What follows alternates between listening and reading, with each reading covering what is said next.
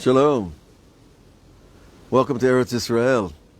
I'm Avraham Shira, and we are in the Shomron on the Givaot of Itamar, the mountains overlooking the pass in which Abraham entered Eretz Israel the first time. He came from the north through this pass to my right that faces the city of Shechem and Nablus.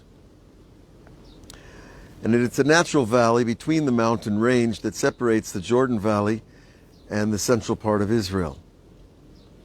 Now, what's interesting about the geography of Israel, it's so bound up with the stories and the adventures of the patriarchs. And when we see the formation of the land itself, it's like God's natural protection. We have the ocean on one side, we have mountains to the north, mountains to the east, and then we have to the south the great desert, the Negev desert.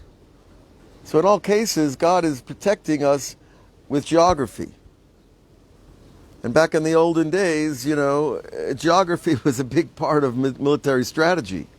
Today, I think you're worried more about wind speed and, how many people will be in the building that you're sending the missile to. But anyways, it's a beautiful place. I bless you all to come to Eretz Israel, to breathe the air, to hear the quiet, to feel the peace of Erev Shabbat. And wherever you are, you can feel that peace. It just might be a little more difficult on the 70th floor of your apartment tower in Manhattan. But silence, of course, is within, and that is a big part of our work. To connect to Hashem is to make ourselves silent in order to hear the great voice within. Today's class I entitled Two Shabbatot to Bring Messiah. There's a famous statement of the rabbis that if the Jewish people kept 2 Shabbatot, they would bring the Messiah. So my question is, well, why not one? And has there ever been a time where all the Jewish people actually kept the Shabbat?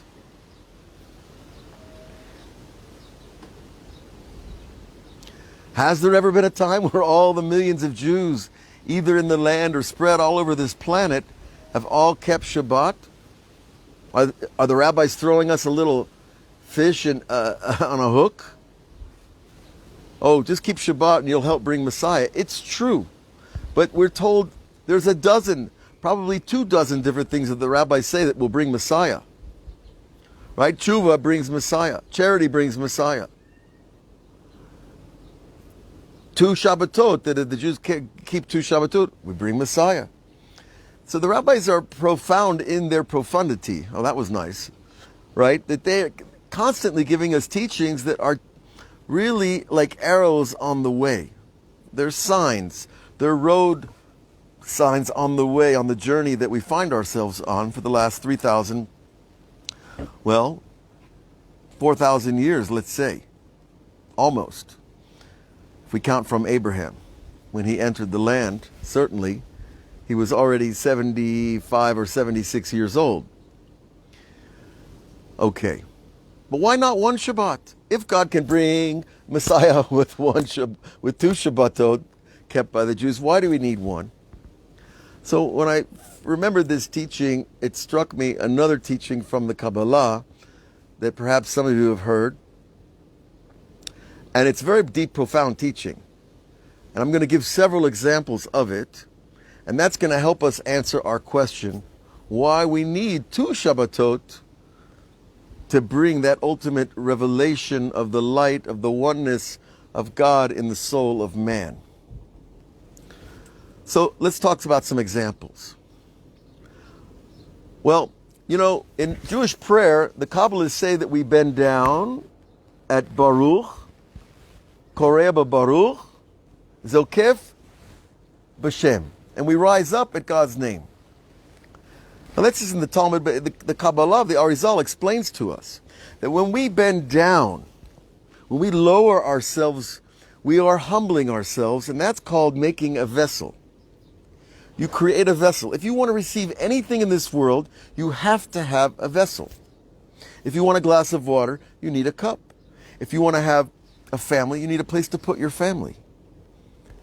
If you want to make money, you need a vessel to receive the money, whatever it is. So humility is the way to make a vessel. But it's not the light. The light is what we want to put in the vessel. So what is the light? Well, the rabbis say, the Shem, that we bend over at God's name, we create a vessel. Then we lift ourselves up and we say God's name. That's the light that goes into that vessel of humility. And you've created a union between something that can hold the light and something that the light can be held in order to be used for goodness in the world. Right? You can be in the desert with a lot of water, but if you don't have a way to drink it, it's not going to help you. And God's name is filled with light, continuous outflowing of light. But if I don't have a vessel, which is the miracle of the mitzvot themselves, the mitzvot are God's will for man, that if we do them, we'll receive the light. So, but the idea, we bend over, we rise up, we've created a vessel and received light. Two movements. Two movements are required. Where else do we see this? Well, we see this very interestingly.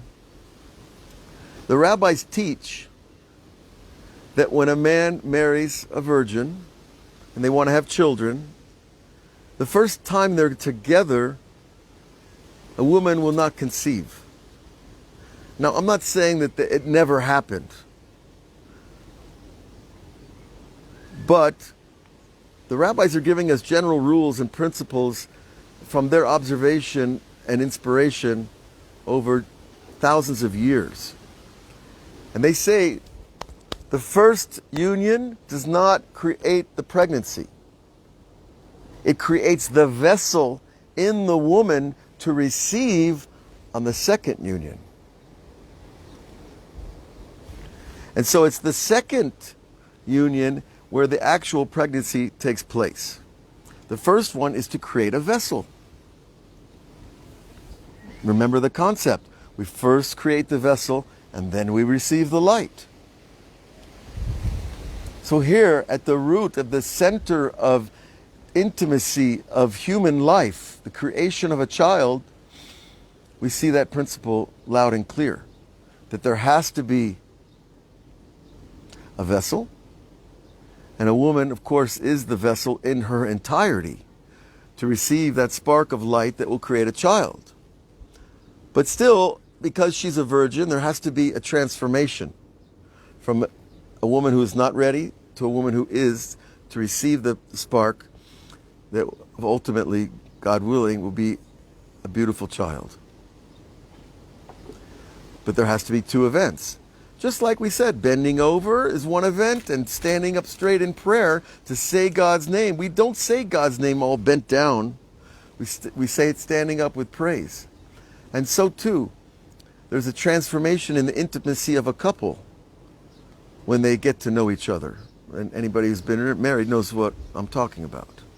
That transformation of intimacy is critical for feeling at one with your partner, for feeling together in a very deep, intimate, and really a beautiful, holy way.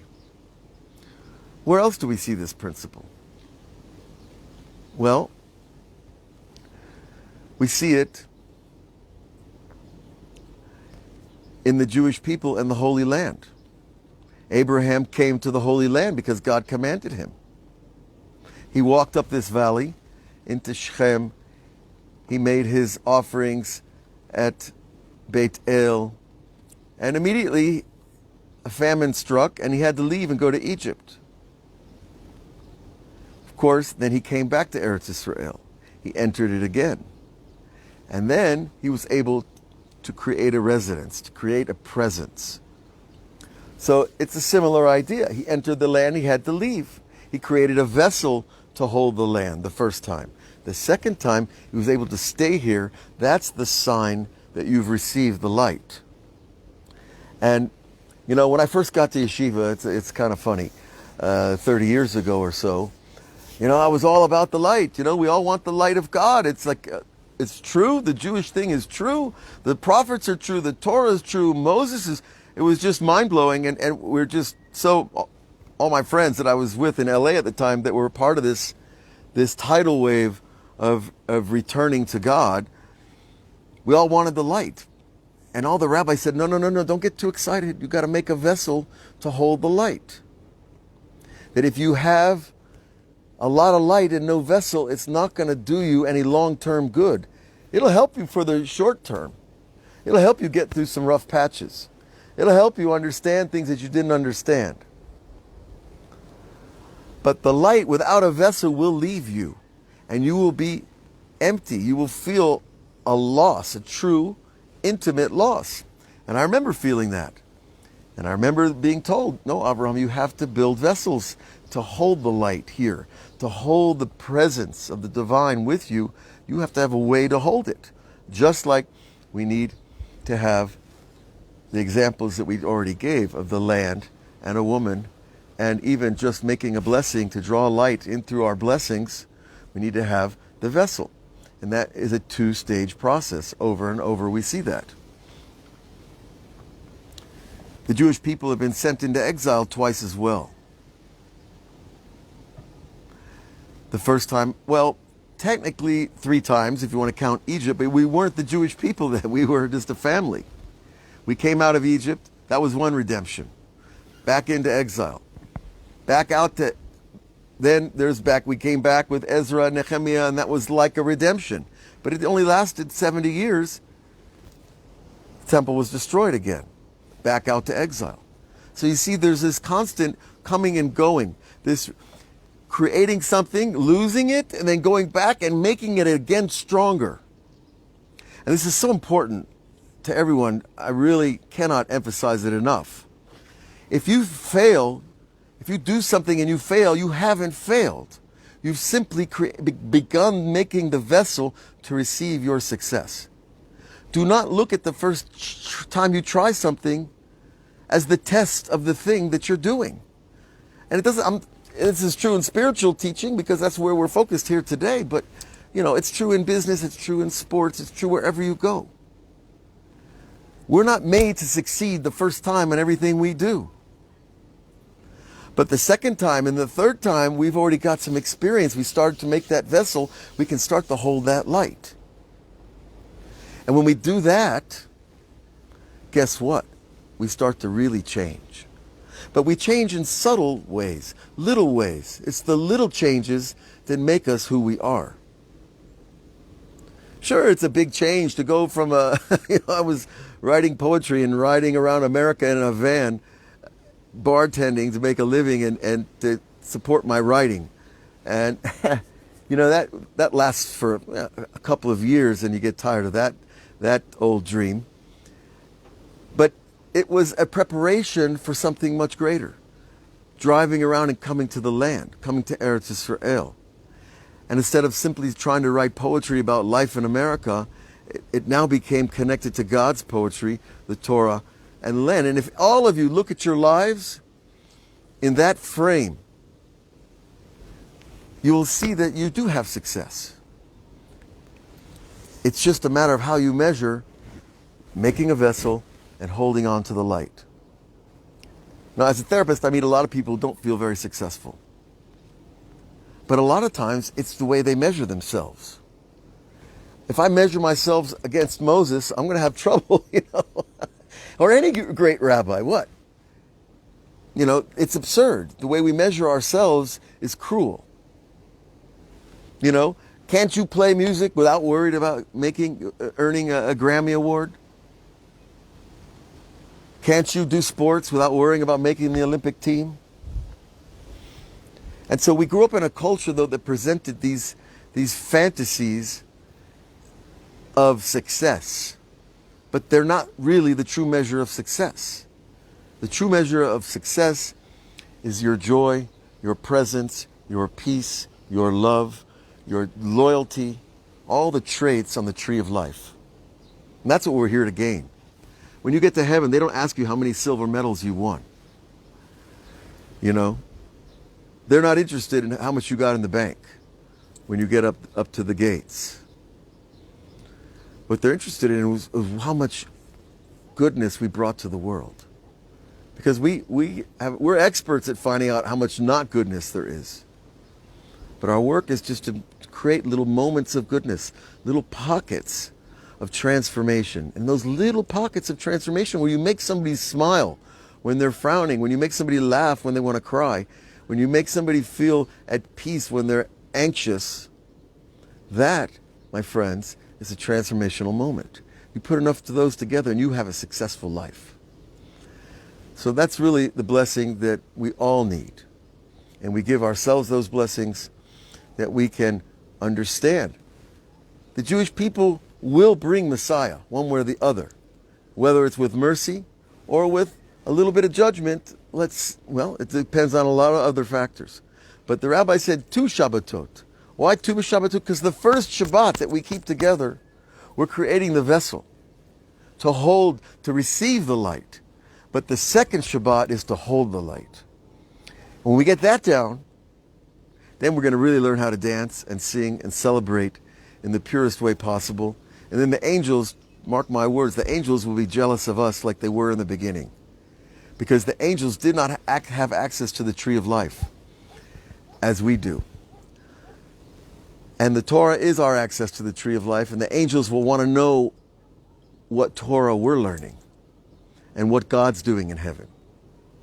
And that will be the ultimate transformation of the human being into the divine beings that we really are in our core. So God bless you all with the vessel and the light in all that you do, and with the patience to create the vessel, and in the celebration to receive the light. And to receive the Shabbat with light, well, I bless you to go out and find a quiet place like this, overlooking, the Jordan Valley with the mountains of Shomron to all around, really, and we have the Dead Sea to the left, and you've got to come to the land and you will see what I mean. So have a great Shabbat. We'll see you next week on all the platforms, on Facebook, YouTube, Inside Timer. Web Yeshiva will begin a new class in a few weeks. Lighthouse Torah Project. And on Patreon, we have our daily class of Rabbi Nachman. We're about more than 200 Torahs in, where our goal is to finish the entire book. We're about 2.5 years in, so there's what to do. But it's a journey it is the journey. All the best.